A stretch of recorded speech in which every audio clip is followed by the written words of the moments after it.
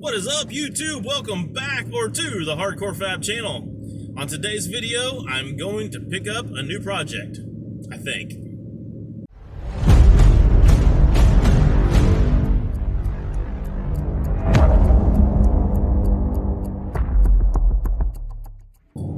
What does that mean? Well, last week I got a list of cars shown to me that was available for sale.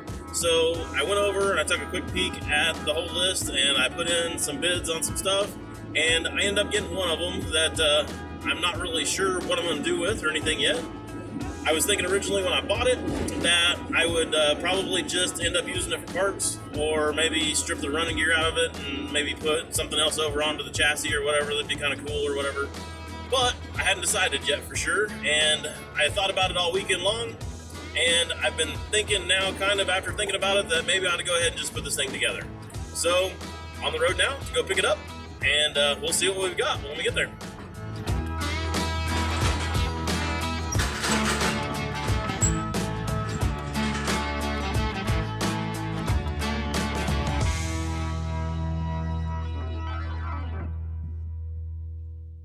Alright, so what do we actually got? Well, here it is. One fugly old Jeep. Let's check it out a little closer. So, starting at the front right off the bat, of course we're missing a fender and a hood, battery. That's pretty much most of the sheet metal, it looks like. Oh, I guess the cowl too. But part of the biggest problem with this thing is, if you look, there's a little bit of a dent right through here where they'd got something fell on it or whatever, I don't know. Then we've got the tub's got a big tear in it right there. And there's a little bit of a buckle down here. You can kind of see just a little bit. Of course, top's trashed. Tires are kind of shit, looks like.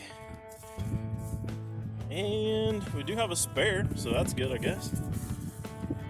This side's halfway okay. There's a big gouge in it right here. But we do have a fender on this side, covered with some mud. Inside, the seats still look like they're in fairly decent shape. Dash is pretty decent.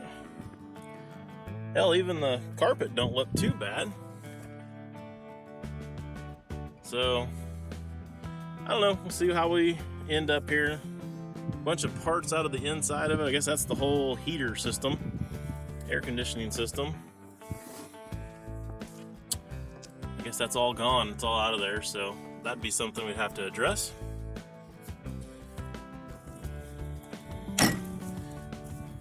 So now you guys kind of see why I was on the fence going back and forth on whether or not this thing gets fixed or not.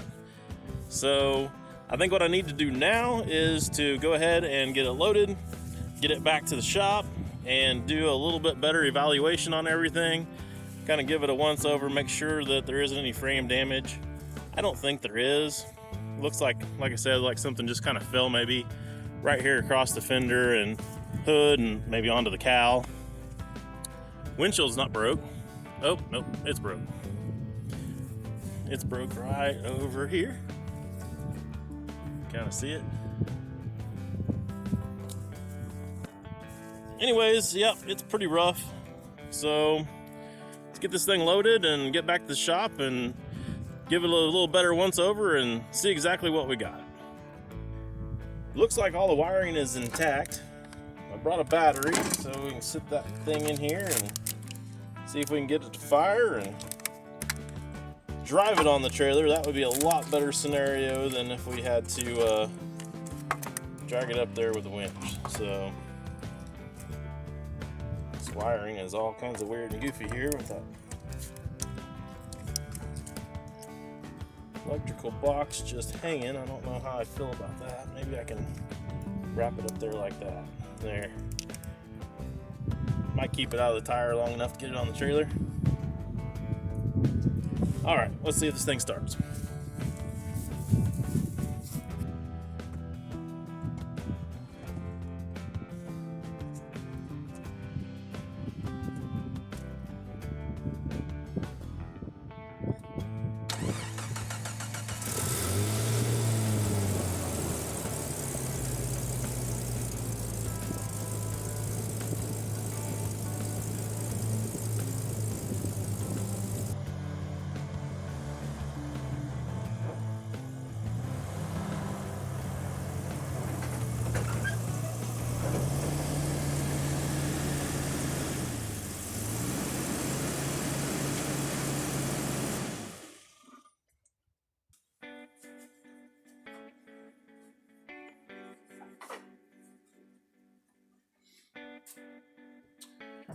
Alright, well, now that I've kind of gave this thing a once over and cleaned it up a little bit, I'm going to show you guys the stuff that I found that I wasn't expecting, and I'm going to give you guys my final answer on whether or not I think this thing's worth fixing or not.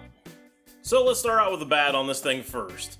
What I was not expecting more than anything is that I was going to need a radiator, even though if I would have looked at it a little bit closer at the time, it's all out in plain sight to see that it's pretty well jacked up. But apparently, whatever happened with this vehicle, which I have absolutely no idea what it was, caused something to hit right here on the radiator, and it's kind of all banged up and everything there. And it actually has the ends of the tank ripped away from the brackets that hold it to the core support. That's not total final nail in the coffin for that thing, but then if you look inside underneath the fan shroud, there's a hole in the radiator there where it's actually got a pinhole and it's leaking out. Could have got any of that fixed, but when you throw all of those things together in one, then it pretty well just means it's easier and cheaper just to get a new radiator. So that's what I'm going to do there. I didn't also notice that originally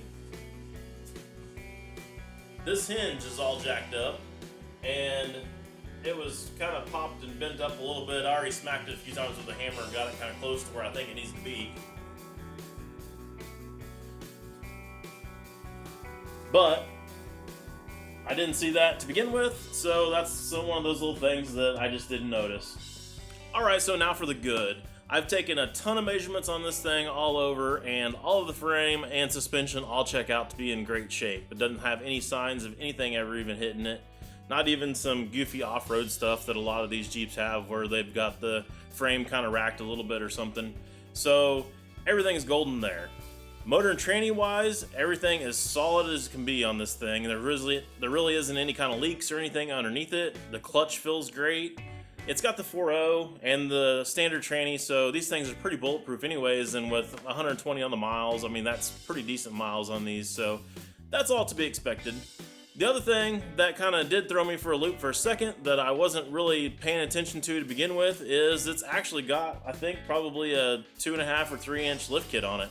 So I didn't even pay attention to that to begin with because I was in mode of what all I'm going to have to fix and what damage do I have and all that kind of stuff, and actually didn't even pay attention until after I took it to the car wash that it had a lift kit underneath there. So that's actually a pretty good bonus to have, you know, that in there. So that's going to be a great addition to what I have planned for this thing in the future, and if that's any clue to you, yes, I am going to fix it. So if you guys want to see those kinds of videos, don't forget to like, subscribe, comment, and share, because I'm going to have more videos of the process that I'm going to go through to be able to get the stuff to fix this thing and put it all together and get it sold.